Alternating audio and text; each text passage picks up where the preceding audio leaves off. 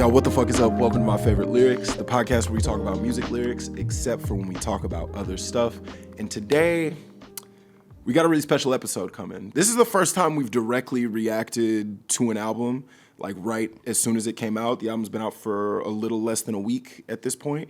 And I was like, we got to put together an emergency episode because we have to talk about this. Drake is one of the central characters of this show. He's one of the reasons why this podcast even exists. I used to recap Drake bars in my Instagram stories, and he put out, that's literally, I used to do that years ago. I was literally just screenshotting stuff and making little comments about it. And now I have a podcast where we can talk about it. And we're talking about Drake today. We're talking about all three of the Drake albums. We're talking about Iceman. Poof. We're talking about Maid of Honor. We're talking about Habibti. Yeah, we're doing it all. And I saw that our guest today wrote a Substack about the Drake albums. I saw that she also listened. Also, I got a shout out in there. Respect. We haven't talked about that. We hadn't discussed it. Welcome to the show, Hunter Harris. Okay, thank you. No, I was waiting. Yeah, you're right. I see if you would say my name. Hunter's mad at me because one time it took me an extra beat to remember her name when I was recounting a story about her in a podcast. That's literally not how it happened at all. You truly just forgot my name. Well, here's what that's really great. And you know what the craziest thing about it is too? What is the craziest thing that about it? You came to our Let Me Say This pod launch dinner, Shout out and the pod. someone in the comments was like, wow, that's crazy that you broke bread with Devon after he forgot your name. Someone literally snitched. It was your own listener snitched on you. And I was like, oh. And then of course I went next morning, 5 o'clock in the morning, found the clip and said, that's how it happened. Wow. I was wondering. I was like, how did you come across this? It was one of my own, it was one of y'all. It was one of my yet to be named podcast listener fan base. Do y'all have a name for your listeners? No. No, we're still trying to find it. It's hard. It's tough. We all can't be like lambs or Arianators. Lambs are Mariah. I didn't. That's actually brand new information to me. I didn't know they were the lambs. I know about the beehive. I know about the barbs. I know about the. Whatever, so you know the toxic ones. Whatever Taylor Swift has. The Swifties. This is not, Yeah. As you'd imagine, not my. What are Drake fans called? People who owe child support? Yo. Hey. Welcome to the show. Welcome to the show. And that's why we got her here. We ain't even start talking about the bars yet. She already going up. Nah, Drake pays child support, probably.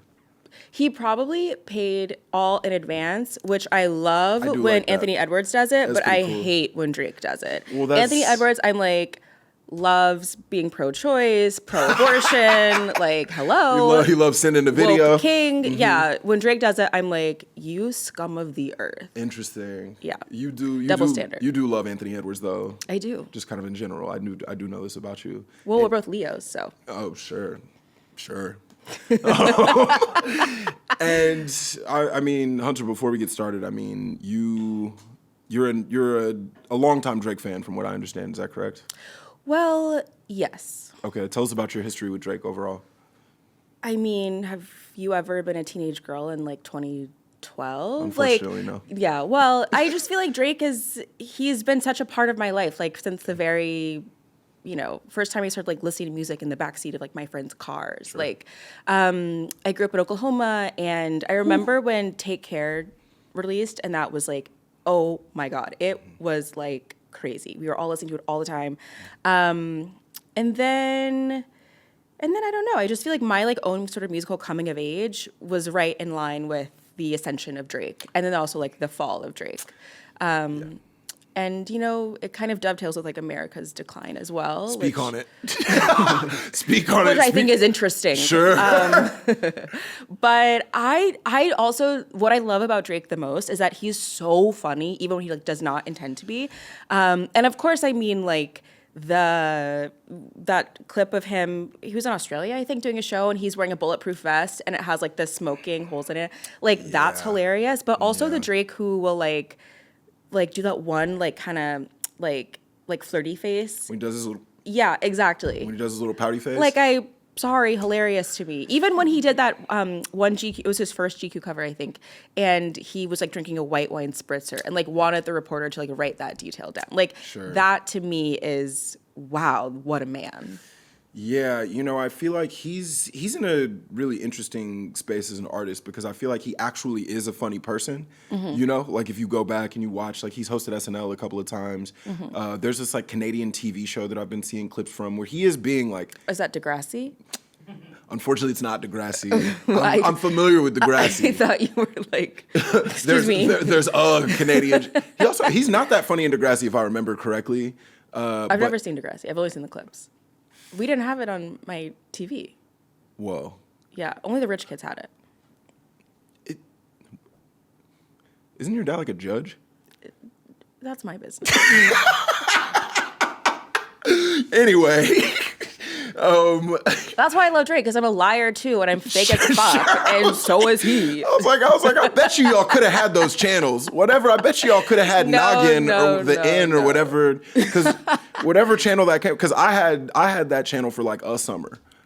I had that channel for a summer. My dad was always doing this thing where he was like getting rid of cable and then getting it back again because he was like, this is the thing. That's literally every black parent. Yeah. I think you're officially old when you start like thinking about, should I switch my cable provider? Sure. Because that's old people love talking about that. They're obsessed with it. My dad, every time I come back, he got a different type of cable configuration from the last time, and I was like, oh, he's still up to it. Last time I went back, and we're already talking about a thing that this podcast is not about, but last time I went home, my dad had one of those like systems that's really gripped a lot of black Americans, where it's like, it was some type of like jail-rigged system where he was like, yeah, I can watch local news in like 70 different cities. Oh, wait. Okay. Like, my friend's white mom has that. Oh, yeah. Whoa. White people got it too. See, I'm not at white people's households like that. No disrespect to Jesse and Carmen, but I'm not going to that. I'm going to black and Mexican people's houses like that because that's like who I'm hanging out with when I go back let's home. talk about Drake. Anyway. What's your history with Drake? Other than sharing your lyrics. Now she's running the podcast. Now she's asking me questions. I have a curious mind. Yeah, I'm always saying that about you. I think you and I have this in common. I think we land exactly in the same space with Drake, which is that like Drake means a lot to me. I would never say that on the record. Let me be clear. I want to be honest because I do feel like we're in such a time where it's fun to like bash Drake, and I get it. I think he's earned it in a lot of ways, and I think he's not doing himself a lot of favors. But also, I'd be remiss if I didn't say that he didn't mean a lot to me, and that I've liked his music for way longer than I haven't. You know what I mean? Like since he's been making music, I've almost always been a fan of the music that he's made. And also, just overall, with all three of these projects, I will say that obviously 3 albums is too many. There's 40-something songs on there. It's too many songs. There is a good album in these 3 albums. I do think if you take some of the highlights, I do think there is actually like a 10-song album that actually could have been pretty strong. Instead, he was like, I'm going to throw as much shit at the wall as possible and something will stick. And I guarantee there will be a few hit songs out of this. That's just, he's inevitable in that way. Yeah. I do like the idea that like somewhere in here is like a solid 7 songs. Like I really do think it. Yeah. No, it's like, I don't know. I mean, and Hunter, you've written about, kind of this series of albums. You've written it on your Substack. Yes. Hung Up. Go check it out if you haven't. I get a shout out. I get a specific quote from an interesting. No, I think you had a really good point. Yeah. Do you want to say it? Interesting insight. I said that Drake's kind of whole ethos is, yes, I'm bad, but also it's your fault. Yeah. And I do think, and there's a lot of that in this album. I think it's really almost entirely that. Yeah. Which is when it moves out of that space is when it actually becomes interesting to me. I couldn't agree more. Or at least when it becomes like fun. Yeah. Like I was thinking, before this, like, what is my favorite version of Drake? And I really love the version of Drake that's like, I feel so far from the person I was growing up. I feel so far from my childhood. Like, I have so much anxiety about who I'm going to be. Like the Drake of Take Care, the Drake of Nothing Was the Same. Sure. The Drake that's like, are my friends really my friends? Like, my life is changing. I don't know how. Like, that Drake I love. But the Drake that's, like, trying to be, like, posing with automatic weapons, I'm like, so where the fuck do you get off? Yeah, that was... that's humiliating. That is... It's like, hey, man, like... Because he... From an early time in, like, Drake's tenure as an artist, I feel like he's been trying to say, I've mob ties. Like, I know guys who are affiliated with like, I know real criminals. I know guys who are real criminals. I'm not a real criminal. I have like a wide collection of nits. So like, I'm not that. And I feel like he knew that. And then I feel like he got so much money and so much access and so much power that now he can cosplay as if he like actually is crime connected. Yeah. And nobody's going to call him on it because he's like bankrolling the whole situation. I think nobody's... I like the idea that like he's buying all the guns, so no one's like, you don't even know how to use that. Like, it feels plausible to me. I mean, I just think like something about Drake posing with all of these weapons. I'm like, you don't even have like the Osama bin Laden swag on you. No. Like, you have nothing. None of this is believable to me. And like we said, when you and Peyton, see. Sometimes it just takes me a second. So you just hate black women. That's what I'm hearing. That's the consistent part. And I hope that's the takeaway that everybody comes away from this Well, you with. love Drake. I mean, hello. What do you? Yeah. Okay. Do you want to speak? Do you want to speak to that for a second? What do you think? Drake and women. Yeah. Or Drake and black women specifically. Drake and black women specifically. So I wrote about this. this. Takeaways in that? Of course, I wrote about this for my Substack a couple years ago. That there was a moment where Drake. There was like this line on Insecure season 1 that. Oh, I know exactly what you're talking Yeah, about. where she's in the car with like one of the guys that she's living with, I can't remember who, and he tells Issa like, "Oh, of course you like Drake. Like every girl who went to college likes Drake," and she says something like, "Well, he just like really gets us." Yeah. And that used to be Drake, Yeah. and then I think a lot of this was the ego death of him having a secret child, and that being revealed by Pusha T. After that, he just really hates women, is very distrustful. Also, wasn't the person who snitched on him like Kanye? That wasn't a woman's fault. I think so. It was definitely a male rapper. Yeah. It was definitely a male rapper who spilled the beans on that. Spill the beans about a secret son is crazy. But no, I think after that he does this thing, and I think he does it, pretty explicitly on these series of albums where some songs are like for women to get ready to, and then some songs are like for boys who are blocked and they know why. Sure. And this is the most explicit that he's been like his and hers. Because I think that has been sort of true of Drake for a while. Especially because on Some Sexy Songs for You, that was the last album, like all of that album was like garbage, but then, was that Nokia? Nokia was on that. Like, hello, Song of the Summer. No one wants to admit it, but it's true. I'm right there with you. From the first time I heard it, I was like, he got another one. He got another, and just when I think I'm out, they pull me back in. And that's kind of what he does. To me, I listened to all 3 of these yesterday. Like I just like blasted through all of them, and to me, it was like Iceman had there's such a bitterness in him. Yeah. Which like I guess like I understand based on the last couple of years that he's had. Like if you watched your nemesis say nasty things about you and then have one of the most successful years of their career and perform it at the Super Bowl. I've said this 1,000 times on this pod. Me and my dad went to the Super Bowl and I saw Kendrick call Drake a pedophile in a stadium of like 100,000 people. And it's like, when I was listening to Iceman, I was like, I get why he's upset. He sounds so bitter. I do feel like the thing that I loved about Drake when he was coming up is he could really like let you into his real emotions in a way that not that many artists were. He could let his guard down. Yeah. And I wish that on these albums he could kind of just be like, man, that shit really hurt my feelings. That shit like actually like it really bothered me to have this all happen, and I'm still trying to put the pieces back together. But instead he's so defensive. Yes. And he's lashing out at us in a way that it's like, hey Drake, come here, man. Come here. This is what you need. You being like, where my hug at to Well, Drake. I'm not saying where my hug at. I'm saying, brother, you need a hug. Go ahead and lean in. Go ahead and put your head on my shoulder. I think you could use that. I do think that something that you're talking about Drake's feelings, him like not being as evocative of a writer or as a rapper, is that maybe what we're hearing is that part of the way that he processes feelings now is only in response to like, oh, guess what? And I hate a woman now. Like that's the only way that he's willing to show a vulnerable emotion. Because a lot of the songs, even Janice from Iceman, that begins with being about, him feeling like betrayed by a woman, and then goes into like him feeling how he feels about Kendrick.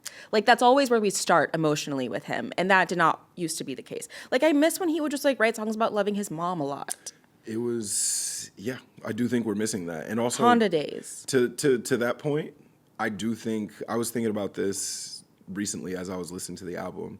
I was like, one thing that I know about Drake as somebody who's been a Drake fan truly the entire time. One thing I know about him is he really likes being associated with whatever is like hot at the moment. He's trying to, okay, if a rapper's popping, he wants that rapper on his album. If like a song's bubbling up, like he's like, oh, like he's always trying to like get near whatever is like blowing up or about to blow up, right? And I feel like he's done that for forever. If you're a sports fan, you'll remember when the Miami Heat, when LeBron went to Miami, guess who's at every Miami Heat game? And then when the Raptors started getting good, when Kawhi Leonard went over there, he's like, oh, actually, I love my hometown.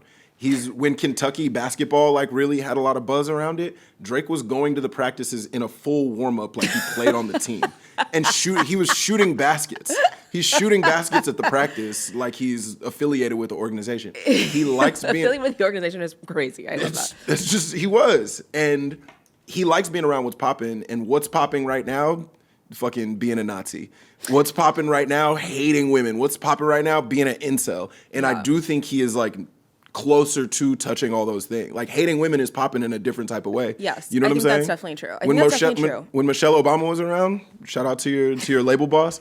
When Michelle Obama was around, look, he was on his best behavior. What's he making? Nice for what? Yeah, he's making nice for what? He's making music videos with Issa Rae and Phoebe Robinson and stuff like that. And then Phoebe Robinson was in that? I think so. I could be wrong, or maybe no. I think Phoebe was in Girls Like You with Maroon 5. Different video. Different video celebrating women. Totally. You know what I'm saying? Totally. But, you know, nice for what? He's got Issa Rae and like Tiffany Haddish dancing around, you know, having a good time. I don't think Tiffany Haddish was in that video. You don't know every woman who was in the video. I think it was like Tracy Ellis Ross and she was definitely in it. Probably like Amandla. Well, there was a lot going on in that.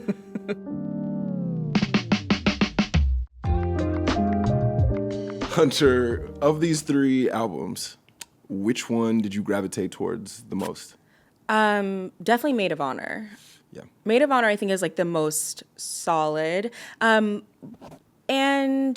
I think that I've read a lot this past week that this is like the first good Drake album in a decade, which I don't think is true. I really like Honestly Nevermind. I do too. I listen to it all the time. And what I hear on this album is someone who is artistically so stifled, which might speak to what you're talking about, that like Drake really does read the tea leaves, see what's trending. And it's similar, honestly, to Taylor Swift, I think.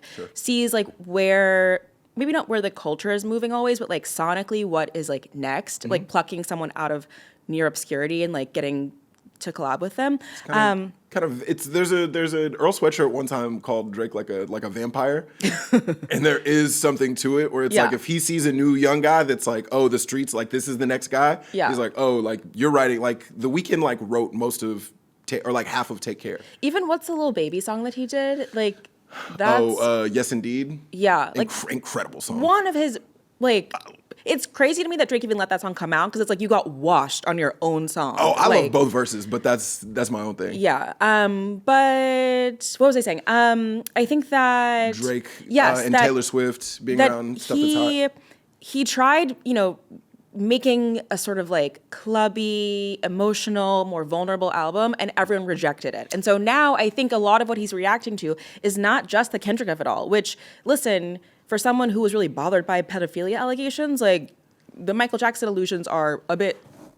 And we will discuss this. There's some specific lyrics that like. Yeah. I'm just like, hey man, people are saying this stuff about you, and you're saying it's not true, and I believe you. I'm willing to do that, but also maybe don't wear like a famous accused pedophile's glove, and like maybe don't have that be the center of your album, which is also called Iceman. During a period of time where Ice's relationship with Americans is really contentious, and you know that. Also, Ice is the first word that he says on the album. Literally, the beat starts playing, he goes, Ice. And it's just like him. What? It's like also hilariously corny that he's just given himself a new nickname, and it's like sure nobody called him that. It's so he's like Iceman, what's that? And it's like who said that? Who said that? Someone's like I'm looking for Ice.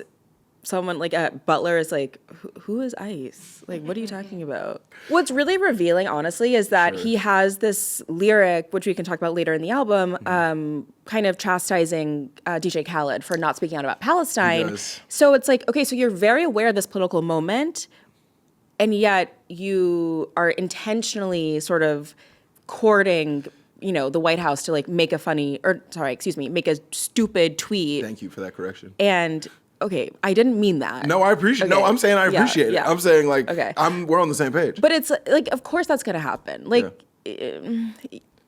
being online enough to, and sort of cognizant enough to make that political statement that also is like turned around against you in another way is just completely insane to me. Yeah, it's also like Drake.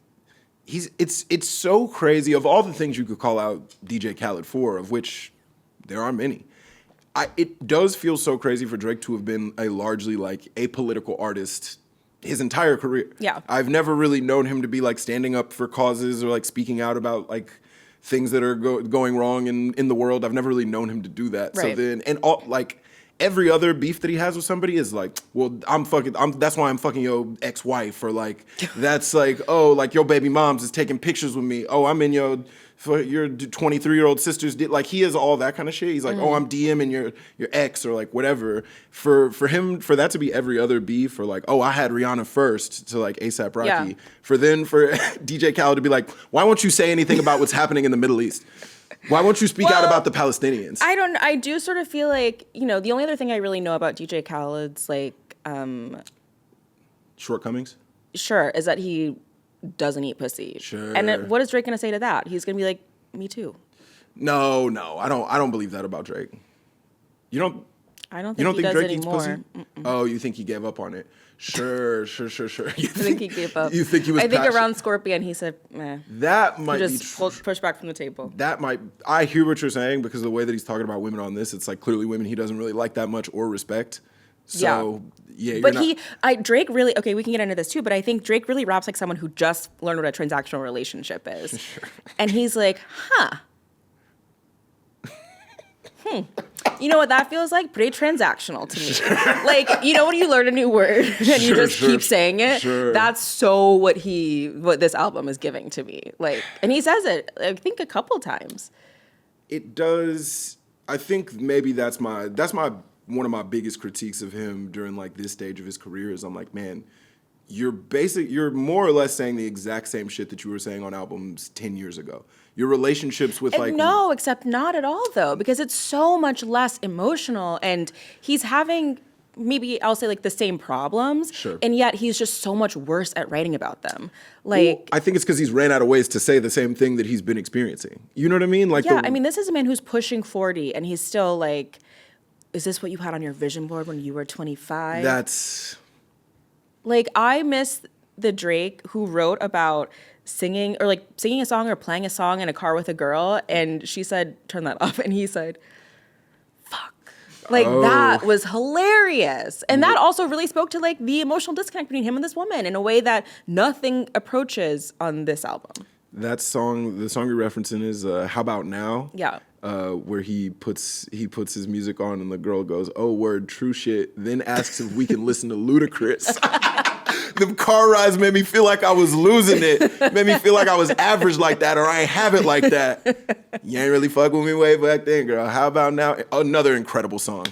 Also in that song, Drake talks about how he bought her dad snow tires, and he bought her dad a bunch of gifts for Christmas. He ain't even say thank you, which is like, that's actually what I want from him. No, exactly. That's hilarious. That says way more than anything about, Drake alone being like, man, do you like me, or do you just want like a new bag?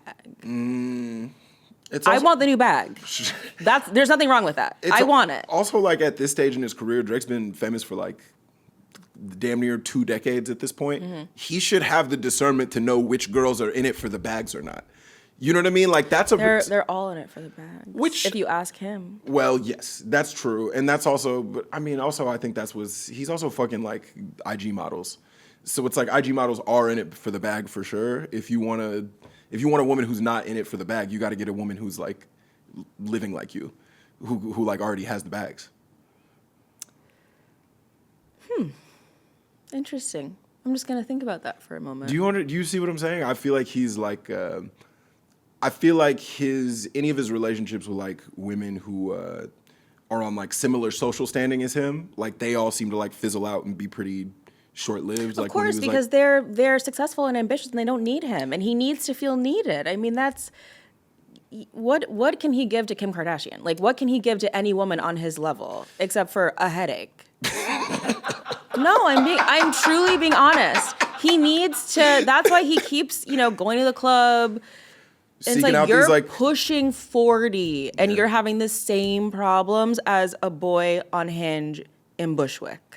Yes, and I agree with that, and I do think there was a time. This is what I'm saying, where I think he's talking about women in relationships in a way that he has for forever. Yeah. But I do think 10, 12, 15 years ago, we're being like, yeah, like we're also in our 20s. Like, I'm also facing that. I'm also still trying to figure. I'm also like scorned from like somebody that I like knew 2 years ago or whatever. Mm-hmm. But then I think when you're 38, 39 years old and you're still having 24-year-old issues at some point, you gotta look in the mirror, dog. I remember on this album, it was like an EP that he put out like during the pandemic. There's a song where he goes, he goes like, I got some girls tanning by the pool and they greased up. If she bring in 4 friends, I know I'll hit at least one.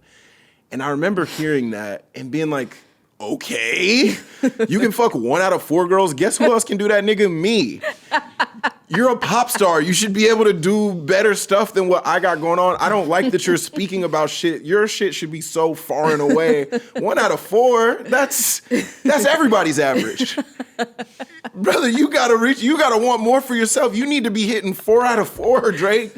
You're Drake, you got a Birkin room. 1 out of 4. 1 out of 4 is crazy. That's a terrible average. That's 25%. But it was the pandemic. That's not even good in baseball. They were social distancing. Yeah, so the moment was a little bit different. Drake need to bring him socially together. He got a Birkin room. That should be able to get you 4 out of 4. If the Birkin room don't get you 4 out of 4, then what'd you even do it for?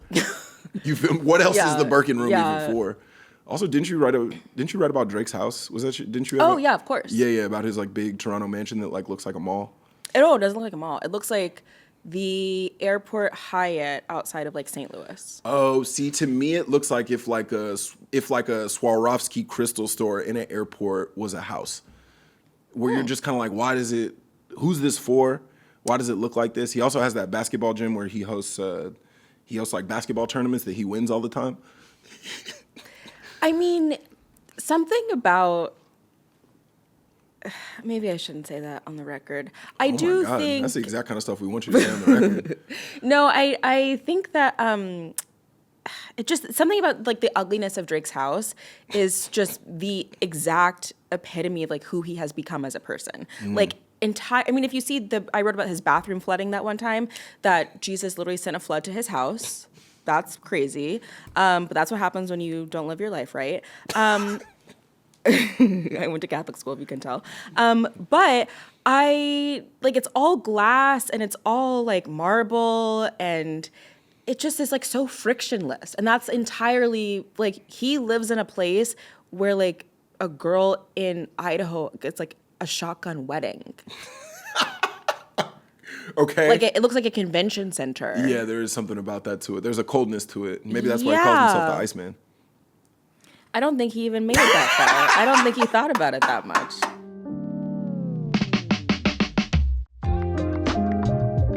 Hunter, I mean, we've talked about the albums just kind of in an overall sense. Yes. I'm 100% with you in that I think Maid of Honor is where he needs to be right now in his career, because I think the introspective bars that he's giving us, to me, don't feel that introspective anymore. No. They don't feel really... I have my buddy Danny Goodwin was talking about this. Shout out Danny, where he was just like, yeah, like, used to feel like you were along for the ride with Drake. Mm-hmm. When he said started from the bottom, even though we didn't always believe him, we were like, yeah, like, we're all coming up together. Mm-hmm. And now it feels like he's like, hey, get away from me. You don't understand me, and you never could understand me. And you're like, all right, okay, man. It's like very the Robert Pattinson Batman, where it's like something's going on with you, and I don't care to know what it is. No. Like I kind of just, it's okay.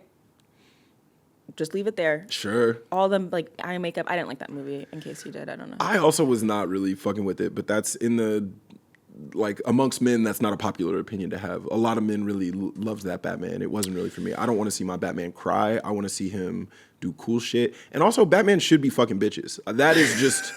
That's, you know what I'm saying? Like the Christopher Nolan joint, like that Batman like wasn't actively like fucking, but like you knew it was accessible to him. I do want there to be a scene where he's wearing a suit and he's got like his hair slicked back and he's like just like making a couple like models laugh, and then he like gets pulled aside. That's like part of it for me. I need him to be like a billionaire playboy.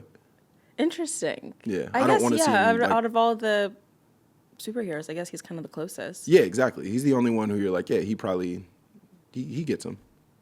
He's also a human being. He's not from like some weird faraway planet. Superman had like one girl. It's not aspirational in the same way. You know what I'm saying? And she was a writer. Yeah, and she didn't even like him half the time. He's just always, I'm just like, nigga, you got laser beam eyes and you can't get one girl. I didn't like the Superman movie because I didn't like that they took a job away from a real dog. I didn't watch the movie. Oh. I didn't see the Superman. Well, I saw it. Superman doesn't really, I feel like you have to see everything so you can like. I was very offended. Speak on it. What? No, we can't go over there. We can't go to the Superman of it all. Okay. But yeah, I feel like it's time to get into some lyrics onto it. Let's do it. I mean, do you, first off, as a guest, as someone who, you know, listened to this and, you know, clearly spent time with it, is there anywhere that you'd like to start? I have an idea of where I'd like to start, but if there's a place you'd like to go from, we can do that. On lyrics? Yeah, on lyrics. Okay. Well, I brought my own, yeah. Okay. Okay, on BBW from Maid of Honor, so much ass, you should be cremated. I just want to say thank you so much, and I'm so glad. We've been so closely aligned on most things today, and that's exactly where I wanted to start as well. It's just crazy. It's just so crazy, because it's like, okay, I'm getting it. Wait, cremated? It's so close to being clever. Sure. And yet, now I'm like, wait, what the fuck? Yeah, and now somehow it's still leaning into like there's an incel-y nature to that. You know what I'm saying? Yeah. Where it like starts from a place of appreciation, where it's like, ooh, she got so much ass, and like there's a version of it where he says something like you can't fit in them jeans or like some kind of rappery shit. Instead, he's like, they gotta burn you. They gotta burn. You gotta get burned up because you got so much ass, which feels like a man on his computer. That feels like a man who's been influenced. That feels like a man who's been influenced by Andrew Tate. No, yeah, Sees a fat ass and gets upset. I am like, cremated? Wait, it can't be like you're describing fucking a woman, and it ending in death, and you're not an incel, and you speak to women in real life. You see what I'm saying? He's closer to he's over there now. He's around. He's been over there. It's for the last, I don't know, maybe 5 or 6 years. I do feel like he's been over there ever since he said that. What? 5 or 6 years. Yeah. It's 2026 right now. It's 2020 he was. Yeah, I feel like that's when he got over there. I feel like that's when he started peaking towards the incel-y. That's when he started kind of speaking towards that. I feel like it was 2021 when he said that shit about Megan Thee Stallion, where he talked about her getting shot. And to me, that felt like a real line in the sand. That was line in the sand. And that was, like probably 5 years ago. Yeah. Before that, it felt like he was really like, hey, you go, girl. You doing it. Put your makeup on. Put your heels on. You fancy. He was doing that kind of thing. You know what I'm saying? Like Hillary 2016. He was doing that kind of artistry. He saw the tides turning. He said, listen, this is the next thing. He's trying to be on what's hot. Yeah. And what's hot right now? Not getting pussy. and that's who he's speaking to. I so much as, well, just to give the listeners the full context that bar was set in. He says, my girl, you're so underappreciated. Just because your body ain't PG rated. So much ass, you should be cremated. How do you expect me to be so patient? Which, for the life of me, a lot of these bars, even if I roll my eyes at him, I'm like, oh, well, I get what he's doing here. This one, legitimately, I was like, so much ass, you should be cremated. I cannot wrap my mind around it. I went to Rap Genius, the website. Why did I say it like that? I went to the website. What the fuck am I? Of course it's the website, Devon. I went to Rap Genius specifically to see if anybody had annotated this, just to be like, all right, maybe somebody's got some insight that I don't. And if you go to Rap Genius and you click on the annotation, it's just 3 question marks. It's just somebody being like, wait, what the fuck does that mean? And a lot of people have looked at this, and it seems like not a single person has gotten a hold on what the fuck he was talking about. So Drake, if you're listening, and we know that you are, can you explain this to us? I don't want to know. I'm happy not knowing. Don't send it to Hunter. Please reach out to me. You've posted the podcast. You are aware of the show in general. Please reach out. You know how to contact me. I'm reachable. Next bar, where should we go? On Q&A from Maid of Honor. Yes. Drake says, "Have I always had this God complex? Holy moly. Why do you save all these shots of your screen? Are you a goalie?" I love the way you read that because that's how I hear it. First of all, holy moly. Exactly. You can't say holy moly cool no matter who you are. You're a grown up. You're a grown up. It's really giving like you only have like 3 swears a day. Yeah. Or you have to like pay money. You already said shit once. And fuck twice. So then you're about to say something else. You're about to say, "Oh my fucking God." And your mom looks at you and she goes, "Hey." And you go, "Holy moly." No, it sounds like someone who's like been cut off. Oh wow. Okay. Now I gotta bring that up just so we can hear it in context because I just kind of need to hear it again. I think Q&A though, I do like Maid of Honor the best. Yeah. Q&A is a low point for me because it really returns back to this place of Drake lecturing a woman, asking her why he has trust issues. Yeah. And then there's this random line about roaming and data plans, and I'm like, you're old, like you're grandpa. And no one knows what roaming means. Are you still counting your minutes? Like, shout out. Honestly, as a person who was around when we were counting minutes, that don't make you. And for everybody else who's listening who remembers when we were counting minutes, you're not old. You're experienced. That's all that is. Don't let them shame you. You know what? Now that I've realized exactly how he said it, I feel like I need to lead back into the bar. Hold on. Okay. Because I kind of like said it out. I kind of rapped it. He goes, "Have I always had this God complex? Holy moly. Why do you save all these shots of your screen? Are you a goalie?" Incredible Drake impression. Hold on. Incredible Drake impression. You know what I'm saying? It's like, give me the fucking, put the filter, put the effect on my voice. It's indistinguishable. You saw it. They never let me play Drake on SNL, but they should have. Totally. Why do you save all these shots of your screen? Are you a goalie? It's just not good rap. It's just not good writing. It's just straight up not good writing. I mean, if I could see a version of this maybe working if there was a point to saying goalie. Sure. If that landed in a different way, if that was like good, if that made sense and like a double entendre or something, then it's like, okay, now I kind of get it, but it just is like, are you a goalie? No, I'm not a goalie. I'm a Hooters waitress from Covington, Georgia. That's probably who this is about. And I respect her. Sure, of course. And no disrespect to what she's got I'm going sorry on. that she had to go through this. I'm sorry that a man had to ask her, "Are you a goalie?"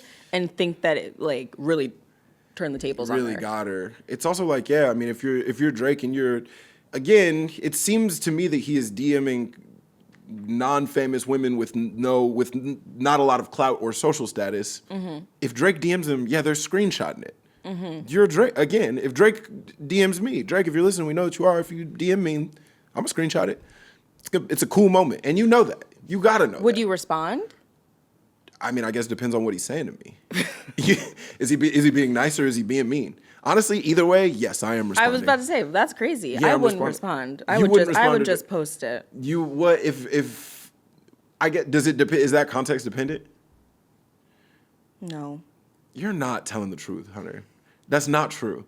Drake hits you up and he's like, "Yo, I'm in New York. I'm in New York City tonight. Like, we're having a party over here. Like, we'd love you to pull up. Really love your work. I've been reading Hung Up He wouldn't say that for years. But if he did say that, doesn't read. But if you don't know that, we don't. Are you a goalie? Yeah, I know that. That's pretty apparent that he's not doing a lot of reading. Drake DM'd you, says he's a fan of your work. He's seen you on something.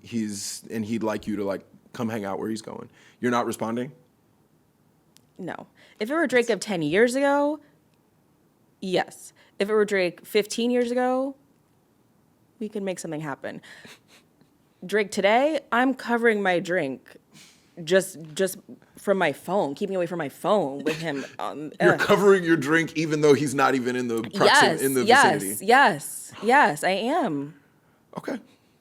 Who knows what he can put into a vodka cranberry? I'm not putting that on Drake. He's made a lot of mistakes. I'm not saying he's doing all that. Well, he did. Oh, should we go into? Go ahead. We can go wherever you want. The line about consent. Oh yeah, I was just looking at that. It's off of Cheetah Print. Okay, Cheetah Print, crazy song. Yeah. I'm gonna say bad. Okay. But the line is, smack that thick old ass. First thing, can I get consent? It's great to see someone turning over a new leaf. Yeah, sure. It's really, and the implication there being, he doesn't seem like someone who... Oh, go ahead. Checks in. I see where you're going. He doesn't. He's not making sure she's having a good time with everything. That's what you're trying to say. Yeah. Overall, what I'd like to say about Maid of Honor is I think we're in agreement that it is the best project, but I do think it's also got the most songs about like smacking asses and like BBWs and like it's the horniest joint, and it also has a picture of his mom on the cover. Yeah. Which I would just say, hey man, maybe don't do that. Well, no, but then Maybe like the don't do that. background, like before, like behind that is him and his dad. No, or just his dad. I think that's him as a baby. Well, It's him as I think it's his mom in the foreground. Yeah. And then I think in the background, I think it's him as a baby and him as a grown up. No, that's his dad. That's Dennis, with the mustache. Okay, and then that's him as a baby. Yeah, on the other side. I Yeah, see what you're yeah, saying. yeah. Even still, my point still Well, stands. but how do you think he got here? Sure. And do Sandy you think that's and Dennis, they had to, they have said sex with each other? Yeah, they said we need to release a great evil unto the world. Don't say that. See, this is what I didn't want this to become. This can't be all anti-Drake. It's not anti-Drake. I just hate who he's become. He's not in an awesome space, and he's not saying awesome things, which leads me to also in that bar off of Cheetah Print, he goes, smack that thick old ass. First thing, can I get consent? He goes, I'm a gentleman. He goes, girl, your face is an 8 and your ass is a 10, which to me, Gentlemanly. Yeah, I mean, first off, not a gentlemanly way to speak, but also like pointing back to the incelness of it all. You know who's like really into rating women's features? It's a lot of those types of men being like, the amount of times that I've seen like a baddie, especially on Twitter. Twitter's like really for the incels now, and like there'll be like a baddie who like posts like just like titties and ass looking nice, and then guys will be like, oh yeah, I guess she's okay. I guess as soon as she hits 30, like it's all going downhill. Yeah, I get the ass is nice, but the face leaves a little to be desired. It's like, brother, you haven't been touched in months. You haven't been touched in months, and you paid for it. So Cheetah it's like Print. that's who that. When he's rating a woman seemingly to her face, that feels very incel-y to me. Cheetah Print is one of the sexy red songs, right? Yeah. That's a sexy red song where she interpolates something. I forget. I like Cheetah Print until it gets to the sexy red part. Yeah. Because I'm just saying that song specifically is not beating the when I see you stand by sexy red, I believe you see two bad bitches. It's not beating those allegations. I wish he would have acknowledged that. I wish he would have. I mean, he does acknowledge a lot of the Kendrick disses like directly. He does, but not any of the big ones, not any of the good ones. Yeah, that's the thing. That was maybe like the most damning because he believes it. And Cheetah Print is just evidence of that. And I like the song Until Sexy. I don't really like Sexy Red. I think that she is a psyop, but I've heard this take. Sent to divide us. Sure. However. And it's working. Yeah, I mean, this sounds like that Cha Cha Slide sounds like a cookout I don't want to go to. Yeah, it's weird to do Cha Cha Slide. It's weird to do Cha Cha Slide. That is such a like record that is like so specific and it is like for dancing. Of all the songs to like interpolate, Cha Cha Slide was a weird one. Yeah. I'm split on Sexy Red, but I would say I lean more pro than against. And I guess we just got to disagree on that. Also, shout out, Drake does got a record on here called Outside Tweaking with Stunna Sandy. Shout out Stunna Sandy. Stunna Sandy had a song called Make It Look Sexy that I was really into like 3 years ago. And it just made me happy to see Stunna Sandy's working with Drake. But also, if you look at her, she's like the classic type of woman that Drake would want to have around. Yeah. You know Yeah, what I mean? can see that. Like this feels like. Yeah. So I do think he saw the same video that I saw and was like, yeah, let's get her in the fold. All right. What's the next lyric?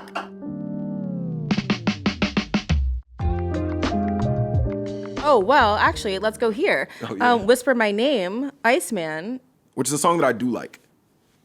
Me and white bitches been kissing a lot. Sure. Well, I'll let you speak on this first. I have a take on it. I don't kiss white bitches. Okay, but it's like, do you have a takeaway? Oh. I'm not a. No, it's like, we know. Also, like, why did you say that like a frat boy? Be like, I don't like fucking dude. I'm not fucking gay, dude. I'm not fucking gay. I don't do that gay shit, brother.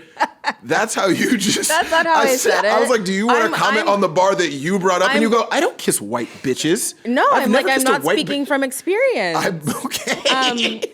This was a fan submission, actually. But I'm just saying, something about that is so, like, okay, day ending and why? Like, Sure. Am I supposed to be surprised by this? Mm-hmm. Yeah, I'm with you. And it also, again, it speaks to what's popping right now, white supremacy. Drake of 10, 12, 15 years ago never would, even if he was kissing white bitches, I mean, he had a baby by a white girl. Even if he was kissing white women, he would have kept that private, secret, behind closed doors. Yeah. Because out front, it was all black women in the front. It was white women. I mean, he even, like, hid his white friends. Yeah, well, no, he had his white boys. Remember? He had that redhead in that one guy? music video, Yeah. but they've been disappeared. That's no one true. knows whatever. No one has seen them. O.B. in O'Brien, years. if you're listening, and we know that you are, make yourself known. Where are you, O.B.? I remember you made a couple songs that I actually kind of fucked with. He did used to be in the video with them two Jewish guys, and then they just stopped being around, and I'm worried about y'all. I'm worried about y'all. I don't know where you are, but wherever you are, I do hope that you're safe. Because you're right. Drake ain't been seen with a visible white man. Even 40 be behind the scenes. I'd like to point to something on a song called National Treasure, which was on Iceman. Okay. Drake goes, check signing is my kink. I'm pushing out ink. I feel like a squid. You see what he did there? He's saying sexually his kink is signing checks because he's getting so many dollars, and the pen from the ink from the pen that's spilling out as he's signing the checks. So guess what animal that does that kind of stuff? The squid. Wait. Check signing is the kink. Yes, but as he's signing the checks, the ink is I know, spilling but out I'm of- like, so just sign a check and slide it over to a woman. Like, what he acts like he's so miserly. He acts like he never wants to give any money, but check signing is the kink. It's not check receiving. I think that is what he's getting at. I think what he's getting at is he's signing the check because he has so many checks coming in, and he has to like endorse them for them to be deposited. You think Drake is talking about endorsing a check? I think that's what he's talking about. I don't think that's what he's doing in real life. But I do think that's what this is about. I'm just saying check signing is my kink. It's like, for a man who only complains about women trying to get money out of you, it sounds like you love giving money away. Well, and of course he does. That's the thing is like, if you've been listening to Drake for a while, it's like, he loves it. He loves buying these bags and like paying for rent for these women. And then like, He loves, what is it? A transactional relationship. I do think that. But then he's like, when he's in a transactional relationship, he's like, man, it just feels like it's just about the transaction for you. It feels like you just want the thing that you're getting out of this. That's all you want out of this? You're not in it for my heart? He is like, he's taking a stripper on vacation and being like, I don't think she likes me that much. Hold on, here it is.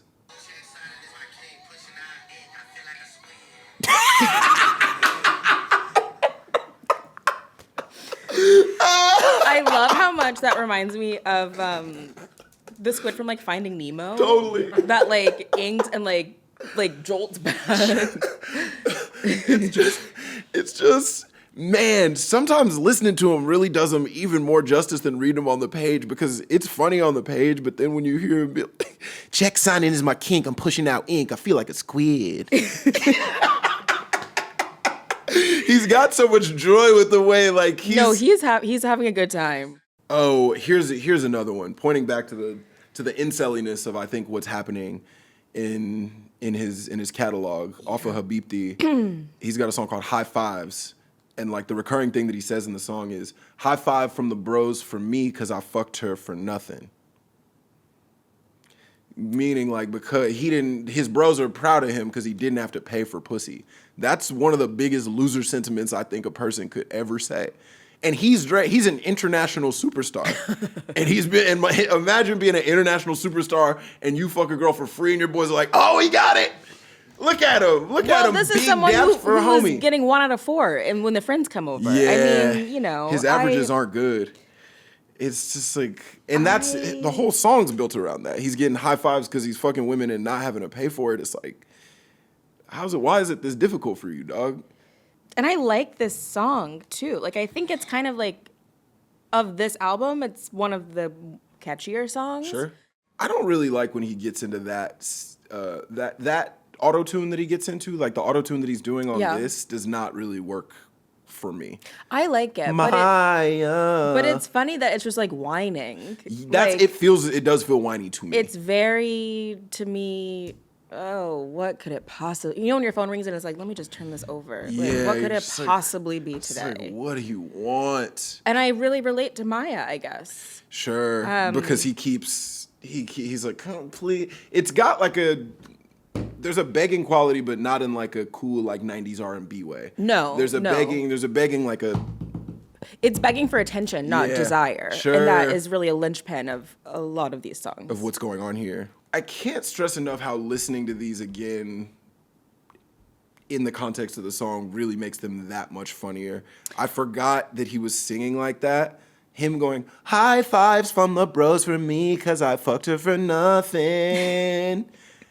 That's just not a cool thing to say. He's like recording this from like a basement where he's just gotten into so much debt online gambling, and he's just into like his little microphone. Like, it's not someone who is having fun. It's not somebody who's up. And I think we might be on the same page with this, which is that Drake, I'm just like, I just want you to feel like you're having fun again. And I get why it might be hard to have fun because Kendrick really danced around on your grave after calling you a sex criminal. So I would get how that would make it hard for you to have fun. But like, I do want to feel like you are enjoying yourself. And that's, to me, Maid of Honor feels like a time where he's having a good time. Yeah. And I think that's why I'm gravitating towards it. I think the most fun he's having though is Unstuck. Like, that's fun. He's doing like a Bobby Brown impression on that. And that's okay. Yeah. I just like the idea of Drake trying something different or not. That's what is so, just tedious to me about Iceman, is that it's just the same thing again and again and again. At least on Maid of Honor, he is, just trying something new. Yes, and I do like that. I also was really on board with you about Honestly Nevermind. Yeah. I thought it was so cool that he like branched out and tried something that was like so far away from what he had been doing before. And I thought it mostly worked. Yeah. But I do think like the bros really like got down on it because they wanted, even on that record, he still had to have like a pure rap joint with 21 Savage on it because he was like, yeah, I mean, I'm singing, but I still thugged out. Like, he still had to like get into that bag in a way that I was just like, man, I do think present era Drake, I think we kind of need Nokias. I think we kind of need like, what's the one where he's like, oh, when you're ready, we can leave it behind us. Oh, yeah. Texco, is that Texco Green? No, that's not Texco Green. It's from that album. Is that Sticky? No, that's not but I love Sticky. You know how Sticky it boom, boom, boom, boom, boom, boom. I love Sticky. Like, that's so fun. Oh my gosh. Would it kill you to have a good time for once? We need Drake club records. We need, my personal favorite version of Drake is the version where it like where he sounds like he's on an island with like several buttons unbuttoned on his button down shirt. That's like, I fuck with Passion Fruit heavy. You play, if y'all are listening and you're one of my close friends and family, play Passion Fruit at my funeral, please. I need, you know what I'm saying? Are you gonna get cremated? I don't know if I got enough ass for that. That's for y'all to say, not for me. Yeah, I that is my favorite. I love Island Drake. Much like Kendrick, where he's saying, keep making me dance, waving my hands, and it won't be no threat. He's being like, yo, when you're being light and breezy and like kind of Caribbean vaguely, like that's what I'm in it for him. And when he's having fun, I don't want to hear any more like frustrated, angry bars where he said on Dust he says, I'm a corporate America hit survivor. Okay, well that made me laugh. Got a real big heart, but I'm a fucked up guy though.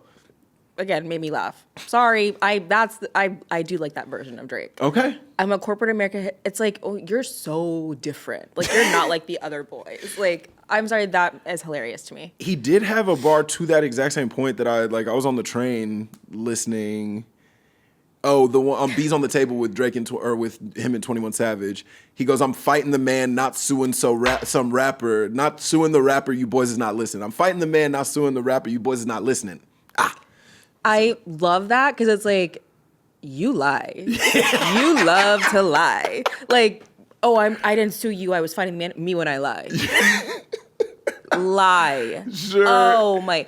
So I guess, do you want to get the context of the lawsuit? Sure. I mean, he's suing, what is it, BMG? UMG. UMG. He's suing UMG, basically saying that they gamed the system and they inflated the streams of Not Like Us artificially. Mm-hmm. And he has a whole lawsuit that's going on, and he's basically saying, that wasn't about Not Like Us. It wasn't because there was a huge hit record that said that I was a pedophile and called my character into question. It's not about that. It's actually about me. It's actually about me fighting the power. Right. That's actually what it is. It's just rich coming from someone who, has benefited from the power structure. Well, of course. I'm like, how do you know how they can tip the scales? Because, but also, who just said about Kendrick, you're always rapping like you're trying to get the slaves freed. He did say that.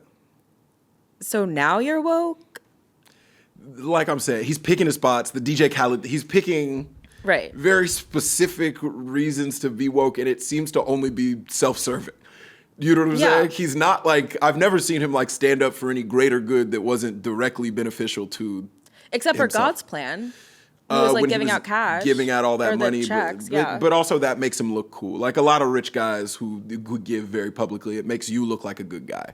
You going to the hood and you handing out cash. I do legitimately think that Kendrick is doing that type of shit, but I think he doesn't ever say anything about it. I think can we go to another lyric? Because this was one of mine.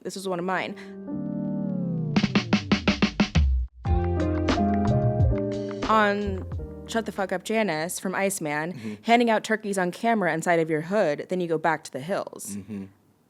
I'm like, that call's coming from inside the house, in the hills. I think he lives in Hidden Hills. He literally lives in a place called Hidden Hills. That, to me, is talking about him. That applies way more to him than it does to Kendrick.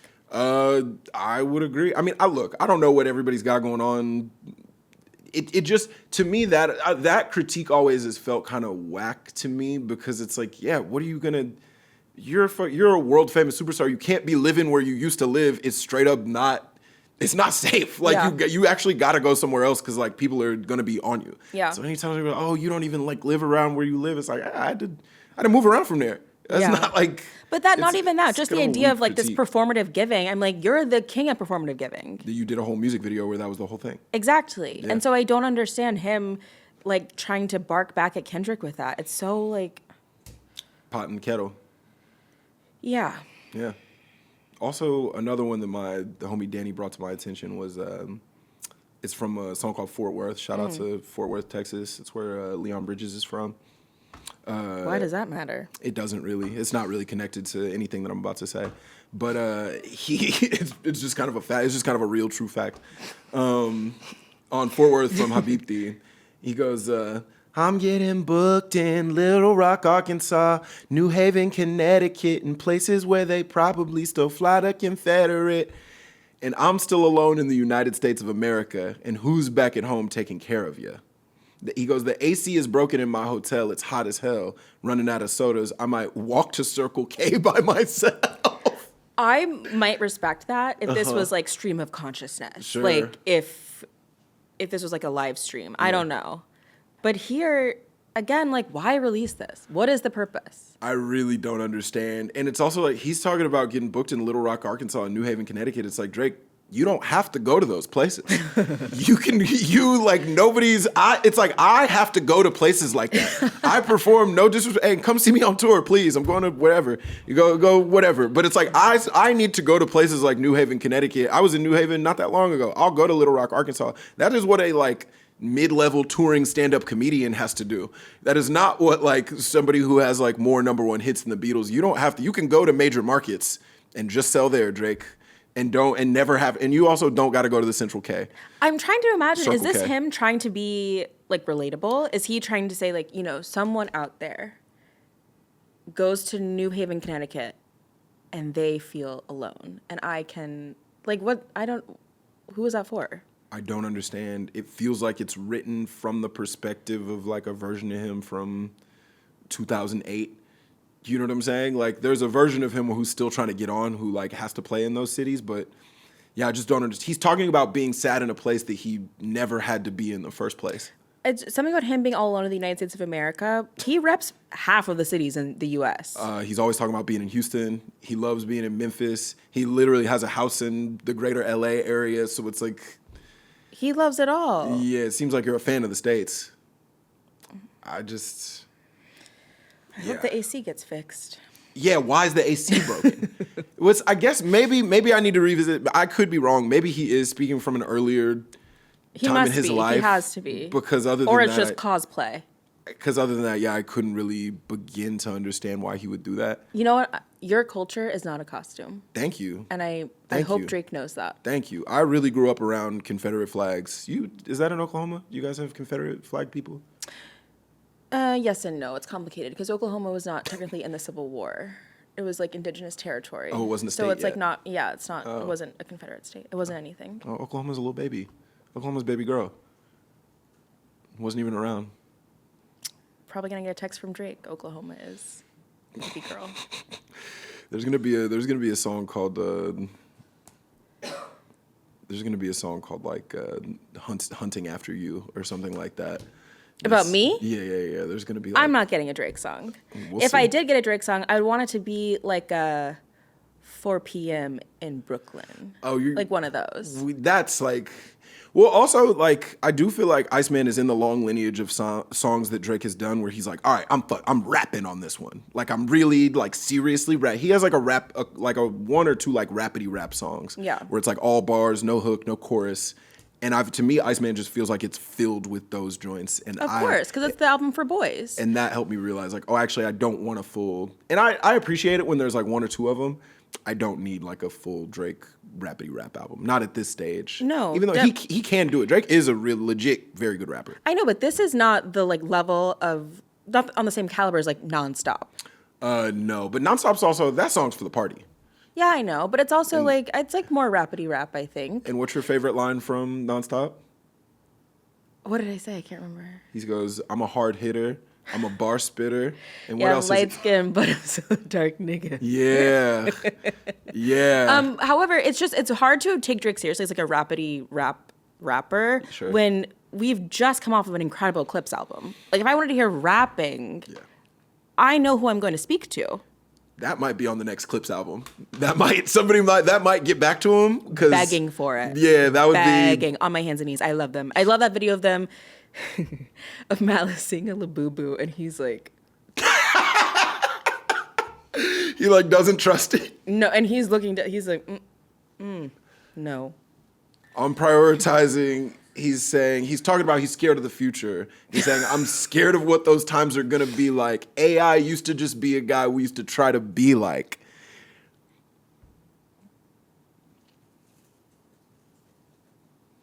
Drake, don't say stuff like that, man. Don't say stuff like that. Don't say stuff like that. Because that sounds like what like your silliest uncle would say. That sounds like, oh, what's all this about the AI? What's all this about the AI? Oh, AI is supposed to be artificial computers now. AI used to be the guy we was trying to be like. That is the guy that Drake I was on the makes basketball music court. For uncles? Yeah, for people who have a Bluetooth in their ear and their daughter doesn't text them. That's not true. No, but that's not he's true. He's on his way there, certainly. He's starting to say stuff like them. He's starting to say stuff like uncles. I think his maybe fatal flaw is he's still trying to make music for 24-year-olds. He's trying to make music for 24-year-olds and like women with lash extensions. Like that's like... So there's a gun in the room. That's crazy. Okay, but you're taking that as a bad thing. I'm saying that's who the music is for. I'm not saying it's necessarily... You said, wait, I wish we could run this back. You said 24-year-olds and women with 24-year-old boys. And I'm supposed to be like pleased by that comparison? Like that's supposed to... That's a good thing? I'm just saying I think those are the two demographics he's aiming for. Also, I think your eyelashes look great.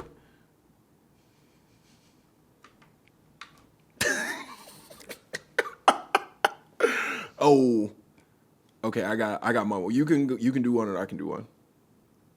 Okay. You do one first, and I'll find another. On Bees on the Table, he He goes, I can't even talk to my dogs. I can't even talk to my bitch. Sometimes I sit in the parking garage and I talk to my watch or I talk to my whip. Which again, that's what losers say. That's what losers say. And I want to be clear, Drake, I don't think you're a loser, but you are saying losery things. You're saying I cannot talk to my friends and I cannot talk to any woman, so I talk to my watch or I talk to my car. That is what a boy with that's what a rich kid with an imaginary friend says, stuff like that. And I want so much better for Drake because I think he is better than that. That sounds really not cool. I don't even know where to begin. It reminds me a lot of like Collateral. Okay. The movie? Yeah. Just in the sense of like driving around, lonely, confused. I can't talk to anyone. Like Tom Cruise is like trying to kill me low key.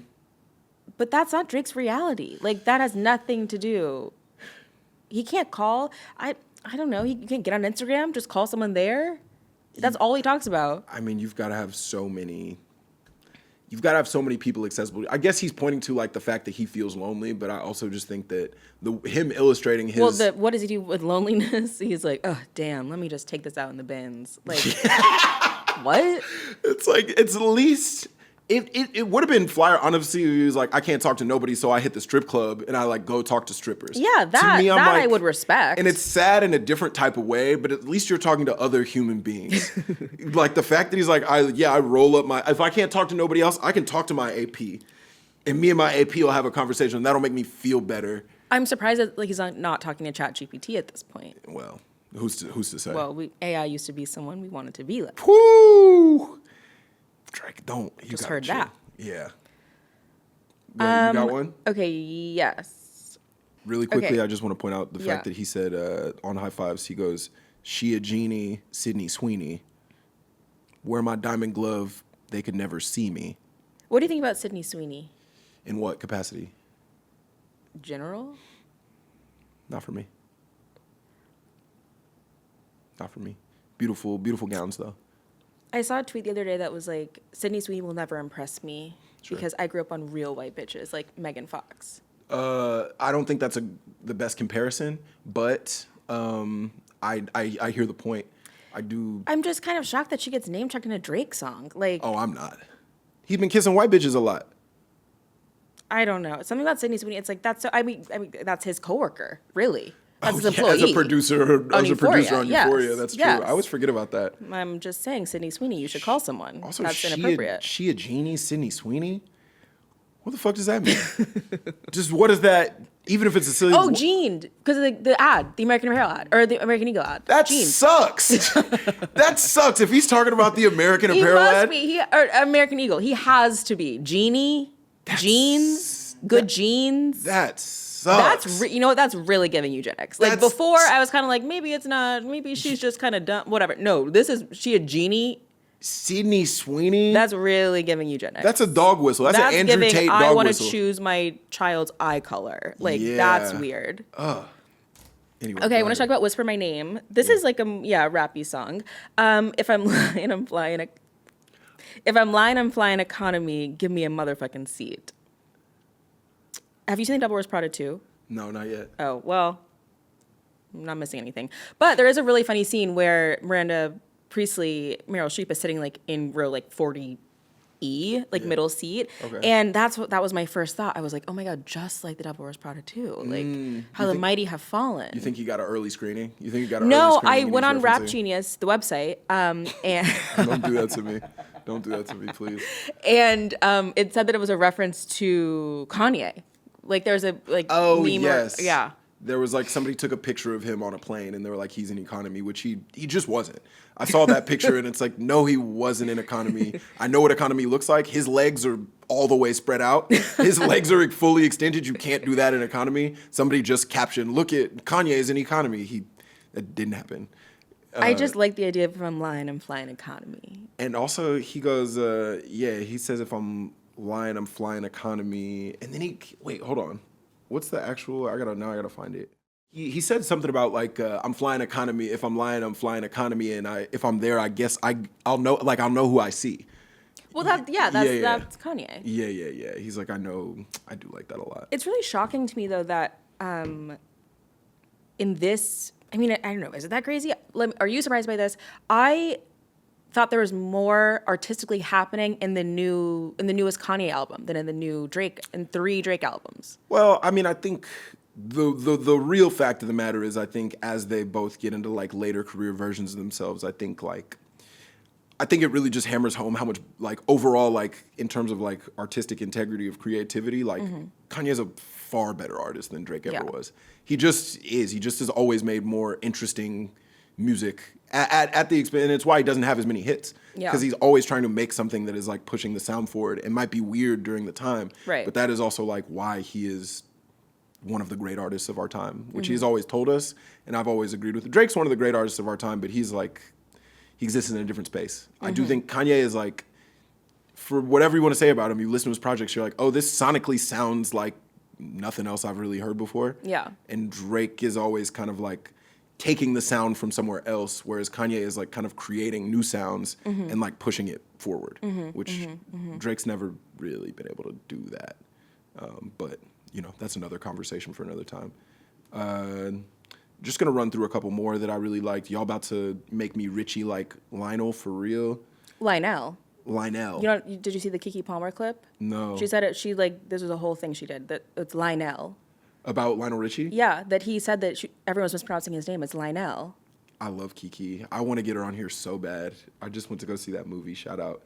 On Gen 5, he says, I know I'm treating you better than him because you do not come home with no blackened eye, which dark, but also what a low barrier.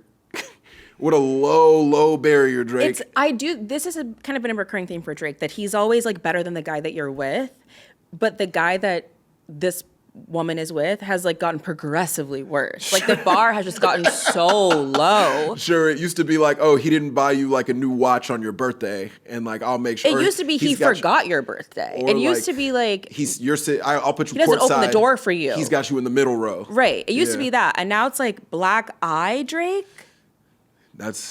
You really couldn't. The bar couldn't be lower that you're setting for yourself. There's got to be something. Yeah. Like, don't you want more for yourself? And the answer is no. Also on Gen 5, he goes, and again, to what we were saying about how he shouldn't be saying this kind of stuff because of the allegations that have been thrown at him, he goes, and you know I call you my baby girl, no wonder that you've been feeling pacified. Don't say that, Drake. They're calling you a pedophile. Don't evoke baby imagery. Don't do that. Don't say the girl that you're involved with is a baby. But maybe this speaks to your point that he's making music for 24-year-old boys. Yes. For boys who really talk to like young women who are their same age.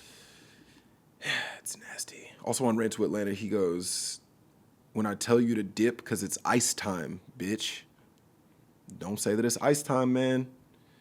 You just gotta read the room. Also, you have to say the next part. It ain't the fake feds. That to me is like making a clear allusion to ICE. Yes, and you know that it's that. I gotta send that to my buddy Justin, who guarantee you will watch this. He was like, oh, it's unrelated. I don't see why they're trying to make it. It doesn't. It's clearly like ICE because it's Canada and it's in the north. And I was like, yeah, but you got to be worldly enough to understand the context in which you're like saying this stuff in. And then he directly he's like, yeah, I'm the ICE guy. Yeah, he likes that. That's crazy. That's so gross to me. It sucks. I do like when he said, he goes, I'm doing my big one, you doing a little one. What kind of man are you? A middle one.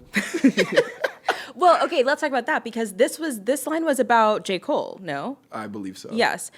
Something about Drake turning on J. Cole, I'm like, Loki, like that's the only person in your corner right now. J. Cole contributed a verse critical of Drake, felt bad about it. Took it back. Publicly took it back, and Drake said, turning the other cheek. Not even turning the other cheek, but he's not even happy about that. Yeah. Like, what will satisfy you? I think he honestly liked that J. Cole turned on him briefly so that he had something else to talk about. I'm with you on this. And I'm not going to, I can't fight it at all. I shouldn't be feeling bad for J. Cole.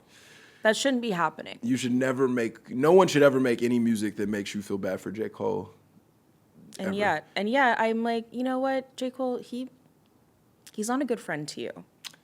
And you need to leave him behind. J. Cole, if you're listening, and we know that you are, divest from Drake. He doesn't treat you well. He's not holding you down. He's not even holding you down as a member of the Light Skin Coalition. He doesn't care about you. You know what I'm saying? And I'm sorry to have to take it there, but it's true. Light Skin community y'all gotta bond together. You know? Nobody wins when the family fuse. We're actually up right now, actually.